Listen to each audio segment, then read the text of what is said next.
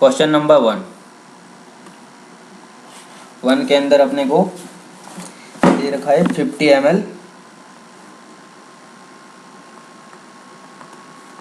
ml 0.1 m solution of salt और 25 ml 0.1 m of sodium sulphide Na2SO3 और ये कोई मेटल साल्ट है। तो इसकी हाफ रिएक्शन दे रखी है SO4, सोडियम साल्ट की हाफ रिएक्शन दे रखी है SO4 2 minus plus H2O SO4 2 minus plus 2H plus 2 electron. अब देखो, अब क्या करना है अपने को, और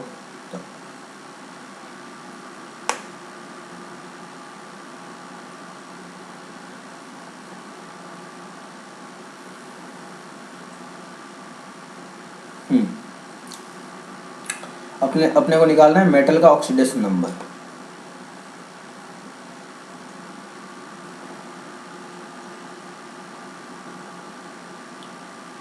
है ना, पहले साल्ट के अंदर दे रखा है मेटल का ऑक्सीडेशन नंबर 3 है। अपने को लास्ट फाइनल इक्वेशन के अंदर जो मेटल ऑक्सीडाइज होने के बाद मेटल का ऑक्सीडेशन नंबर निकालना है ना। और अपने को दे रखा है 50 ml 0.1 m 25 ml 0.1 m। अब देखो इसके लिए क्या करोगे तुम लोग, सबसे कॉमन फॉर्मूला होता है जो अभी मैंने थ्योरी के अंदर करवाया था, एन फैक्टर और मोल्स के बीच में। N factor equal to gram equivalent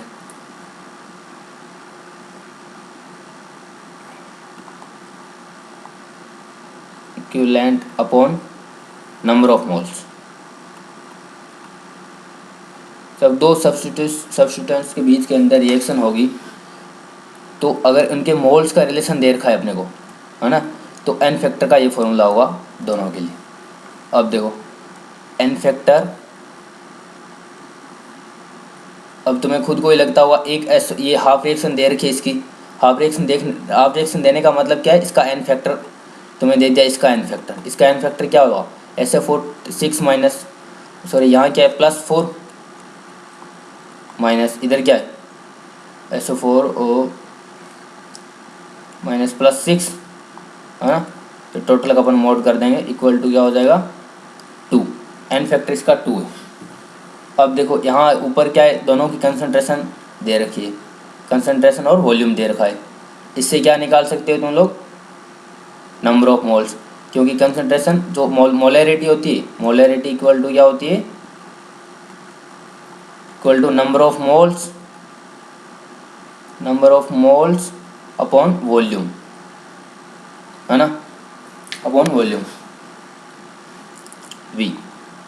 अब देखो यहाँ तुम्हें वॉल्यूम दे रखा है, मोलैरिटी दे रखी है, तो तुम लोग क्या कर सकते हो, नंबर ऑफ मोल्स निकाल सकते हो।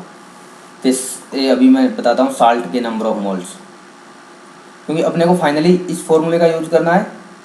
इस फॉर्मूले को यूज करने के लिए अपने को एन फैक्टर होना चाहिए, अपने पास नंबर ऑफ मोल्स होना चाहिए, है ना। उसके बाद अपन ग्राम इक्विवेलेंट निकाल लेंगे और फिर मैं बताऊँगा ग्राम इक्विवेलेंट का यहाँ क्या यूज करेंगे।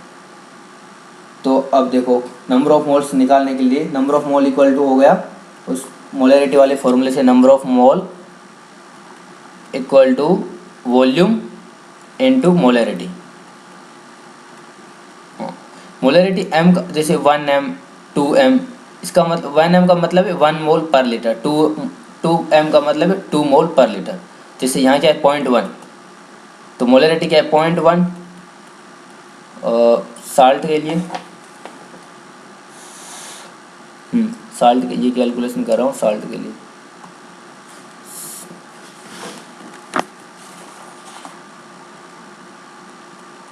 मेटल साल्ट कि मोलैरिटी क्या है 0.1। अब वॉल्यूम 0.1, उसके अंदर मोलैरिटी के अंदर क्या होगा 1 m का मतलब होता है 1 मोल पर लीटर। तो वॉल्यूम मुझे लीटर में लेना होगा, तो 50/1000, है ना।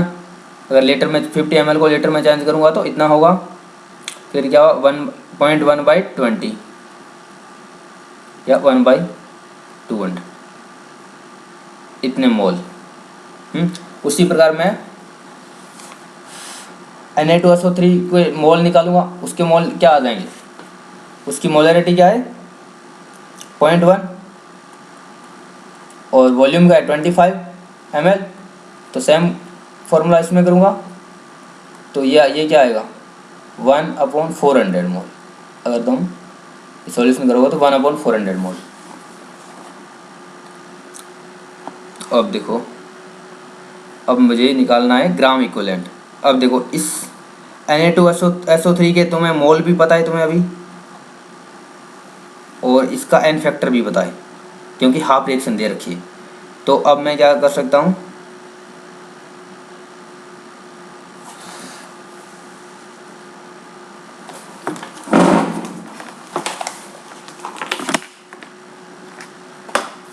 अब मैं क्या करूँगा n factor equal to gram equivalent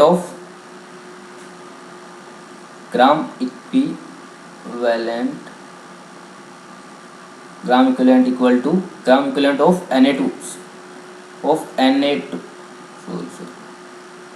Na2SO3। इसके क्या हो ग्राम इक्विवेलेंट क्या होंगे, ग्राम इक्विवेलेंट क्या होगा n factor into number of moles. N factor क्या है 2 इंटू नंबर ऑफ मोल्स क्या है 1/400 है ना। अब देखो केमिकल रिएक्शन के अंदर ये ध्यान रखना अपने को कि ग्राम इक्विवेलेंट जो भी दो रिएक्टेंट्स रिएक्शन करते हैं तो उन दोनों के ग्राम इक्विवेलेंट इक्वल होने चाहिए।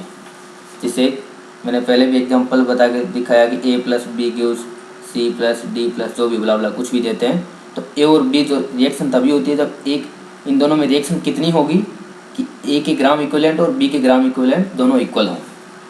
तो अब देखो, अब मैं मेटल साल्ट के लिए ग्राम इक्विवेलेंट निकालता हूँ। मेटल साल्ट के लिए ग्राम इक्विवेलेंट होगा, उस फॉर्मूले से आएगा number of moles equal to होगा number of moles into N factor. N factor अपने को पता नहीं, नंबर ऑफ मोल्स निकाला है 1/200 अभी ऊपर निकाला इनटू एन फैक्टर है ना। अब ग्राम इक्विवेलेंट दोनों के इक्वल होंगे, तो अभी इसके ग्राम इक्विवेलेंट कितने आए थे ऊपर 2/400 और इसके क्या है इसके दोनों के इक्वल होंगे 400 2/400 और इक्वल होंगे तो दोनों काट पिटा के एन फैक्टर इक्वल टू 1। ये एन फैक्टर क्या है मेटल साल्ट का है ना। अब देखो n factor equal to n factor क्या होता है, एन फैक्टर होता है चेंज इन ऑक्सीडेशन नंबर।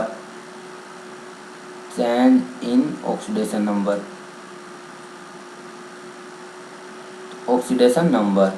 अब देखो उसने क्या दे रखा है, मेटल की पहले तो +3 थी और अब क्या होगी, तो एन फैक्टर 1 है तो चेंज इन ऑक्सीडेशन नंबर क्या होगा, जैसे x था पहले x हो गया होगा x - 3 = 1 है ना। तो x मेटल इक्वल टू +4 पहले उसका था। हाँ oxidation number metal ion in the salt was, हाँ साल्ट में क्या था 3 और फॉर एग्जांपल वहाँ x हो गया होगा 3 - x = 1।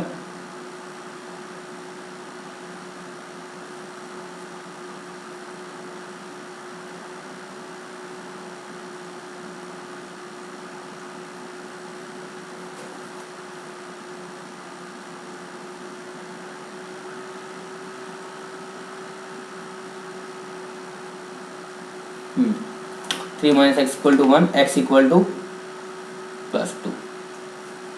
तो वो मेटल +3 से +2 में चला गया और इधर सल्फर का ऑक्सीडेशन हो गया, उसका रिडक्शन हो गया। देखो इन जनरली अभी मैं तुम्हें बता देता हूँ किया क्या है हम लोगों ने। और अपने को रिएक्शन दे रखी है जैसे A + B कुछ दे रखी है, तो उन्होंने क्या अपने को क्या ग्राम इक्विवेलेंट दोनों के इक्वल होते हैं। ग्राम इक्विवेलेंट निकालने के लिए मुझे एन फैक्टर A का चाहिए, मोल्स A के चाहिए, एन फैक्टर B का चाहिए, मोल्स B के चाहिए, तो मैं ग्राम इक्विवेलेंट निकाल सकता हूँ है ना। तो अब देखो ए को अगर मैं सोडियम सल्फाइड मानूँ तो ए के एन फैक्टर दे रखे थे, क्योंकि इसके अंदर रिएक्शन दे रखी है, इसकी जो रिएक्शन हुई है वो दे रखी है, उससे मैं एन फैक्टर निकाल सकता हूँ आसानी से। ठीक है, ए के मोल दे रखे हैं, क्योंकि उन्होंने मोल क्या है, कंसनट्रेशन और वॉल्यूम के रूप में दे दिया। बी के मोल दे रखे हैं, बी का एन फैक्टर निकालना है अपने को। अब जैसे उसने सीधा बी का एन फैक्टर नहीं पूछा है, यहाँ पूछा है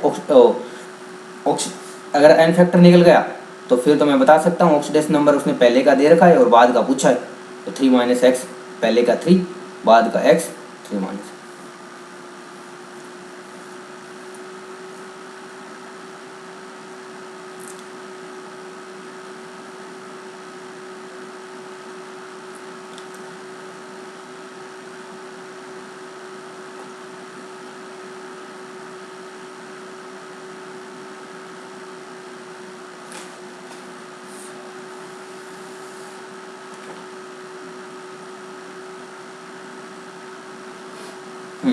अब देखो फर्स्ट के अंदर एक डाउट होता था कि मेटल का ऑक्सीडेशन नंबर बढ़ेगा या कम हो। अब इससे इसका अपन अंदाज़ा वहाँ से लगा सकते हैं, जैसे सल्फर क्या जा रहा है, सल्फर पहले था जो अपने हाफ रिएक्शन दे रखी है उसके अंदर सल्फर क्या था, पहले था +4 के अंदर, बाद में क्या जा रहा है S +6 के अंदर। तो सल्फर का ऑक्सीडेशन हो रहा है, यहाँ ऑक्सीडेशन हो रहा है, तो इससे पता चलता है कि अपन वहाँ रिडक्शन होगा मेटल का। रिडक्शन मतलब ये +3 था पहले, तो +3 से कुछ कम में जाएगा, जैसे यहाँ +2 में गए।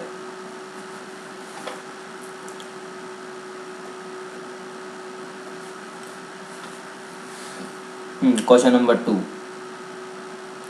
नंबर 2 में दिया है कि N2H4 10 मोल इलेक्ट्रॉन रिड्यूस कर देता है, एक मोल N2H4। तो इसके बाद इसकी स्ट्रक्चर क्या होगी, देखो N2H4 10 मोल इलेक्ट्रॉन लूज कर देता है, इसका मतलब क्या हुआ, इधर H+ बन जाएंगे और सारे के क्योंकि H से तो एक ही इलेक्ट्रॉन निकल सकता है, तो एक इलेक्ट्रॉन निकाल लेंगे, फिर नाइट्रोजन से निकलने स्टार्ट हो जाएंगे। तो देखो N2 अगर 4H+ करूँगा तो 4 इलेक्ट्रॉन तो पहले से ही हो जाएंगे प्लस। अब नाइट्रोजन का क्या करूँगा मैं, अब मुझे क्या करना है, 6 इलेक्ट्रॉन और निकालना है, तो मैं क्या करूँगा, नाइट्रोजन के लिए N2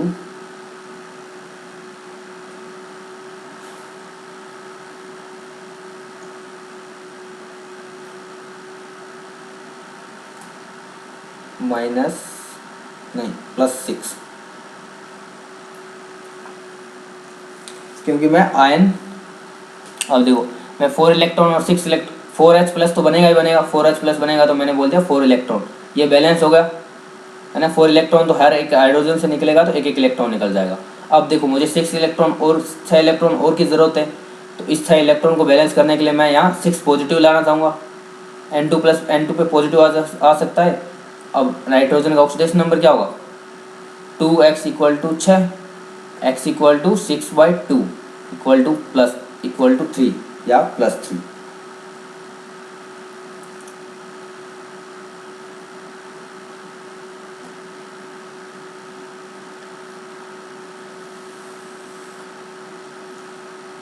क्वेश्चन नंबर 4,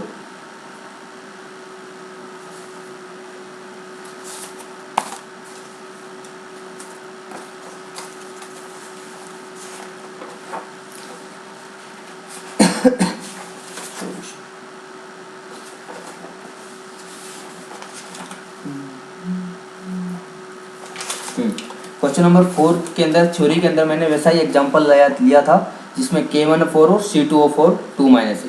वहाँ क्या कर देता है, एक के नंबर ऑफ मोल दे देता है, तो दूसरे के निकालने होते हैं, और यहाँ सेम रेशियो पूछा है। तो अगर क्वेश्चन नंबर 4 को तुम लोगों ने ढंग से वो थ्योरी पढ़ी है, जिसमें मैंने थ्योरी के अंदर एक एग्जाम्पल करवाया है सेम, तो उस थ्योरी के हिसाब से तुम लोग कर लेना, 4th क्वेश्चन कर सकते हो आराम से। बस मैं फंडा बता देता हूँ, अपने को ग्राम इक्विवेलेंट से करना है, तो ग्राम इक्विवेलेंट वाला फॉर्मूला एक ही होता है, N factor = gram equivalent upon number of moles. तो अपने को करना फंडा क्या है, ग्राम इक्विवेलेंट दोनों को इक्वल करने हैं, और कहीं कहीं से N फैक्टर दे रखा होगा और नंबर ऑफ मोल्स के अंदर रिलेशन आ जाएगा।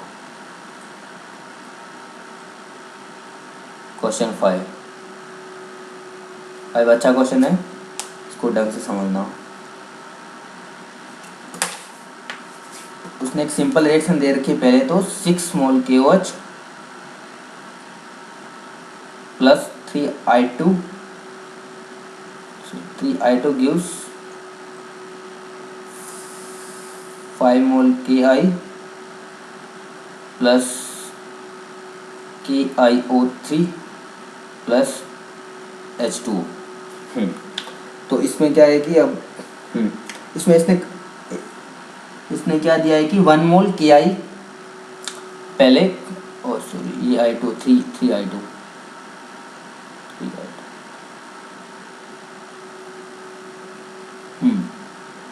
अब देखो इसके अंदर क्या देगा, 1 मोल I2 KOH के एक्सेस में रिएक्शन करता है। तो अब इसका मतलब क्या हुआ, KOH एक्सेस में लेने का मतलब KOH की कंसंट्रेशन में मतलब बहुत ज़्यादा है KOH, है ना। तो अब देखो I2 लिमिटिंग रिएजेंट का काम करेगा। तो देखो 3 मोल से अगर मेरा 1 मोल KI 3 मोल से KiO3 बनता है 1 मोल, तो 1 मोल I2 से कितना KiO3 बनेगा, 1/3 मोल, 1/3 मोल ऑफ KiO3।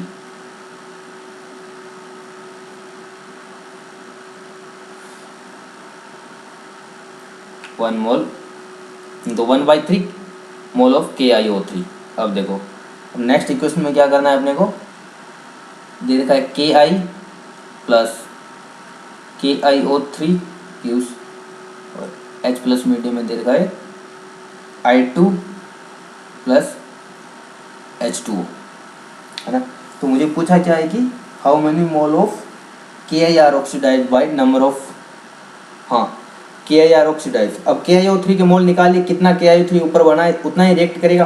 तो KiO3 के मोल कितने थे, 1/3। तो मैं क्या करूँगा, Ki3 के मोल तो है 1/3। अब मुझे निकालना क्या है, number of mole of Ki, कितना रिएक्ट करेगा इसके साथ, है ना। तो अब देखो वही फॉर्मूला लगाते हैं अपन ग्राम इक्विवेलेंट वाला। तो देखो अपने को इतना तो पता है कि इसके 1/3 मोल रिएक्ट करेंगे, तो इसका एन फैक्टर निकाल सकते हैं अपन। एन फैक्टर इक्वल टू क्या होगा, आई की यहाँ ऑक्सीडेशन, यहाँ एन फैक्टर इक्वल टू होता है number of electron transferred by 1 मोल। तो KiO3 के अंदर आई की ऑक्सीडेशन नंबर है, जैसे IO3 माइनस है ना, यहाँ IO3 माइनस, तो इसका ऑक्सीडेशन नंबर आई का +7, है ना। और इधर क्या है, I2 का 0, तो नंबर एन फैक्टर आ गया 7। अब देखो 7 यहाँ 1/3 से मल्टीप्लाई मैंने 7 को इसलिए नहीं किया क्योंकि एन फैक्टर की डेफिनेशन में ये आता है कि 1 मोल, 1 मोल के लिए निकालना होता है। तो अपन 1/3 से डिवाइड या मल्टीप्लाई करने का कोई मतलब नहीं रहा, अपने को तो सिर्फ 1 मोल में देखना है, ठीक है। तो ये हुआ एन फैक्टर आ गया इसका, इसके मोल आ गए। तो इसका ग्राम इक्विवेलेंट क्या हो जाएगा, ग्राम इक्विवेलेंट हो जाएगा एन फैक्टर इनटू मोल, है ना। अब देखो सेम अपने को Ki के नंबर ऑफ मोल्स निकालने, तो अपन क्या करेंगे, Ki का ग्राम इक्विवेलेंट निकालेंगे। Gram equivalent of Ki equal to होगा नंबर ऑफ मोल्स, वो तो निकालना है अपने को, number of moles into N factor. अब Ki के अंदर एन फैक्टर के अंदर ऑक्सीडेशन नंबर किसका चेंज होगा, आई का। आई क्या है, Ki के अंदर I-1 और आगे जाके I2 बन रहा है, तो ऑक्सीडेशन नंबर क्या हुआ, चेंज कितना हुआ 1 का, -1 से 0 में जा रहा है तो 1। तो अब नंबर ऑफ मोल निकाल लेंगे दोनों ग्राम इक्विवेलेंट। जैसे इसको इक्वेशन 1 देता हूँ मैं, इक्वेशन 1 और इक्वेशन 2। तो इक्वेशन 1 इक्वल टू 2 करोगे तो क्या आ जाएगा, number of mole equal to आ जाएगा, number of mole equal to आ जाएगा 7/3, है ना। उसी में भी सेम फंडा लगाया ग्राम इक्विवेलेंट का, और एन फैक्टर और नंबर ऑफ मोल्स के अंदर रिलेशन होता है, ये अपने को पता है। फिर क्वेश्चन नंबर 6, कोई करने की ज़रूरत नहीं, बहुत एग्जाम्पल हो चुके हैं इसके, अपने आप से करो। क्वेश्चन नंबर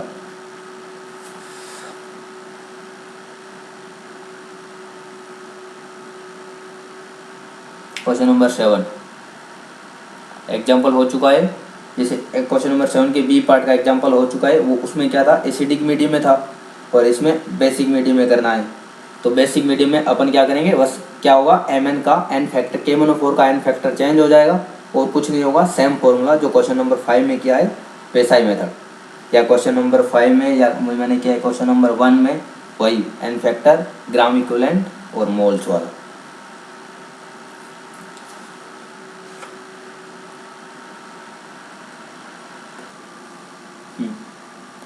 तो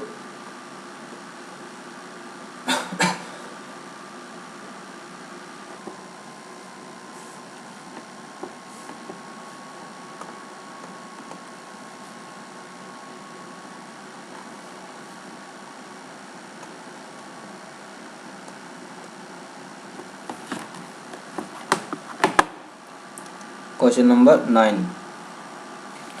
9 में क्या दे रखा है कि equivalent weight of KMnO4 in acidic medium. तो इक्विवेलेंट वेट क्या होता है, molecular weight upon n factor. n factor कितना होता है इसका,